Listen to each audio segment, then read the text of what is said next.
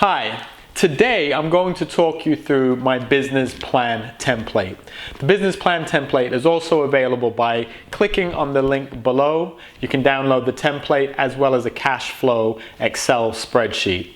So a business plan is a vital part of starting or running any business. Now, I work with small business owners and entrepreneurs, and some of them are very successful, probably far more successful than I am, but I find that a lot of them do not have a business plan. So I'm going to talk you through my business plan template. It's not the only one that's out there, but it is a very useful tool that will help you understand your business better as well as understanding your customer. It's broken up into several different sections, and I'll go through it section by section. So section 1 is essentially just a little bit about you, your name, your email address, your address, just the important information about your business, whether it's a physical location or just a website. So you also want to have your start date on there if you're not already in business when you're looking to start your business. The next part is about your business. So the first part, what you want to do is you want to have a summary of your business, or an executive summary. The executive summary explains who you are, what you do, and sells your business all in one brief summary statement. The next point is to describe your products or services. So this is your opportunity to talk about the products or services that you'll be selling or making available to the public. The next point, describe how the products or services will be sold. For some things it will be really straightforward. You may just be selling it on the internet, or from a market stall, or from a retail location. So this is your opportunity to explain how those products or services will be sold. The next point, what sets your business apart from your competitors? This would be your USP, or unique selling point.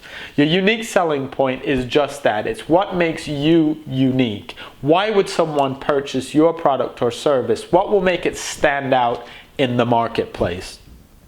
The next point in the business plan is about you. So this is all about you. A lot of times if you're a owner-operator, your business essentially is you. So this is your opportunity to explain how you bring different things to the marketplace. So question number 1 is, why do you want to run your own business? I always ask people this, and it's quite interesting. Some people are just sick and tired of the current job they have. And maybe starting your own business is not the solution. Maybe finding another job is. So ask yourself and be honest with yourself, why do you really want to start a business? And if you're determined and you think that starting a business is the right thing to do, then go ahead. The next point is your previous work experience.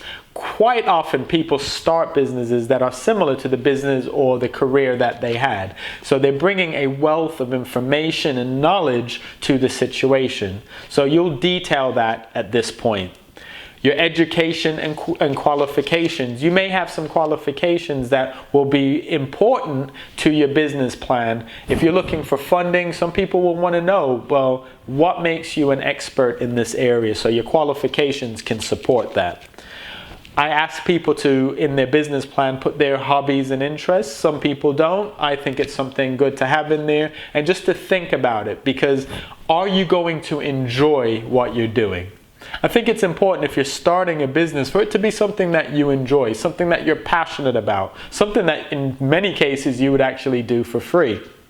But we're not going to be doing it for free. Hopefully you're in business to make money. The next point, describe your knowledge and expertise within the business industry. Again, if you've been working in this industry, or if you have qualifications in this industry, explain what they are and explain your knowledge and experience within the industry. The next point under about you is list any other information that is relevant to the business. So, is it something that your family has been doing for a long time and you're moving into yourself? Just anything else that's relevant. Now we're going to move into the products and services. So the first question on the products and services is, give an overview of the product or service this business will sell. This is as much about you understanding your product and service as it is making somebody else, when reading your business plan, understand it. I do find that a lot of small business owners don't really have a very intimate understanding of their business or the products or services. So really go into depth with this, go into detail. Next question is, how will the product or service be carried out? So how are you going to carry it out? That's pretty straightforward. How much does the product or service cost to deliver? Be honest with yourself. I do find that people lowball this just to, I guess, give themselves a false sense of security, but be honest, do some research, find different manufacturers, find different suppliers, and I would say go with the higher one. It's better to have a really high product cost and then find out that it's actually less than the other way around. How much will the product or service be sold to customers for? So once you know how much it's going to cost you to manufacture, then you want to understand how much you're going to sell it for. Now keep in mind, when you're running a small business or running a business of any size, what you don't want to do is create a false economy for yourself. What I mean by that is some people may be working a 9 to 5 while doing a business on the side, and they're using their salary to cover the costs of the business. So when they make a sale or make some money off the product, they're like, wow, I've made some money. But in fact, they may have lost money. So it's really important that you understand that point. Next point, how will the product or service be delivered to the customer? Pretty straightforward. And finally, under products and services, are there any legal requirements that are necessary to start a business? Now, you want to understand what the legal requirements for your business are. Do not cut corners. I do find that often people will seek advice from people that don't know themselves. So try to find a professional that can explain and really break it down for you. You don't want to get started and then realize that you don't have the right certification or the right certificates to be conducting your business. The next heading is the market. So what you want to do is describe the typical customer and where they're based. I talk a lot about avatars. Now, an avatar in this sense is a very detailed overview of your customer or your ideal customer. So you may have several avatars, you may have several customers that you're trying to sell to, but you need to at least have one avatar. By really fleshing this out, understanding where they shop, are they a male, are they a female, what their age is, what their preferences are, a very detailed picture of your ideal customer, it makes it a lot easier for you to be able to create products for them and also price your products. The next point, have you sold any of your products or services already? Now, if you're already in business, it's a no-brainer. If you're starting, maybe you have done some test marketing. This is really important because it can help you determine how much you should be selling your product for, and most importantly, is there an appetite for your product or service? Next point, what can be learned about the business from an internet search? Is the business area that you're going into, is it growing? Is it contracting? Is it a new area? Understand what you're getting into. Understand if there's actually a need for what you're putting out there, or will you be creating a need for your new product or service? The next point will be your startup costs. There's an Excel spreadsheet that you can download just to go through your cash flow and the details around that. And finally, the competition. Well, there's two more points, the competition, and this is all under marketing. So the competition, who is your competition? Do you know that there is any competition? I do speak to people and they're like, oh, I'm the only one doing this. And then when we really dig down a little bit deeper, we find out that there's several people doing it. It doesn't mean that you shouldn't start your business, but you do want to understand who your competition is and how much money they're putting behind their product or service. And then this would go back to your USP and understanding that you might have something that makes your product stand out. Then we're going to move into the SWOT. The SWOT is strength, weakness, opportunities, and threats. So you're going to understand what your strengths are, what your weaknesses are, and be honest. Do not lie to yourself. Lying to yourself on a business plan doesn't help anybody. Least of all, it doesn't help you. Now we're going to move into the marketing plan. So the marketing plan, I focus a little bit more around the marketing on the 4 Ps and also your web presence. So it's all rolled up into one. You will see that when you download the document. First question being, how will you market or promote your product? Now the first thing people say is social media.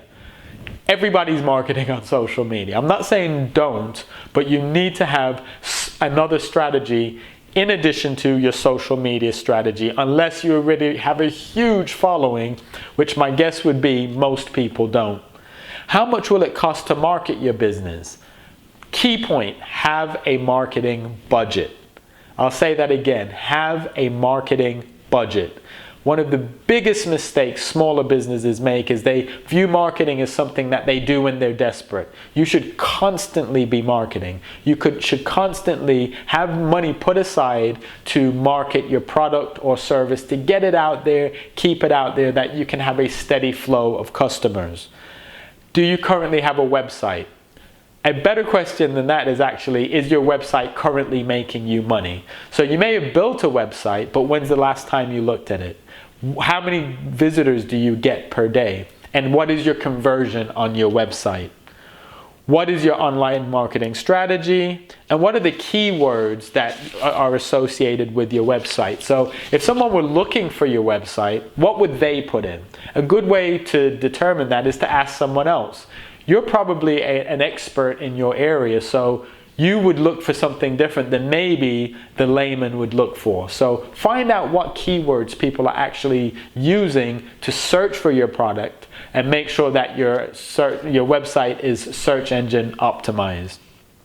And I guess the last thing that I have in the business plan is, what is your backup plan? What will you do if your business does not succeed? And you know, we've all seen the statistics about new businesses folding. So I wish everyone the best of success and the best of luck. I have provided quite a few documents that you can download from the link below. This was just a really quick overview of how to put together a business plan. If you have any questions or if you need any advice, you can give me a call. If you need a website, you can go to websitecasa.com. We'd be happy to talk to you about your website needs. And we've also just launched a new search engine optimization service. It's a basic search engine optimization service. It's not going to cost you $350 a month. Hopefully we will be able to get you to a point that you're generating enough money that you can then invest the money for a bigger search engine optimization. But I just want to thank everybody for listening, and don't forget to download the files from the links below.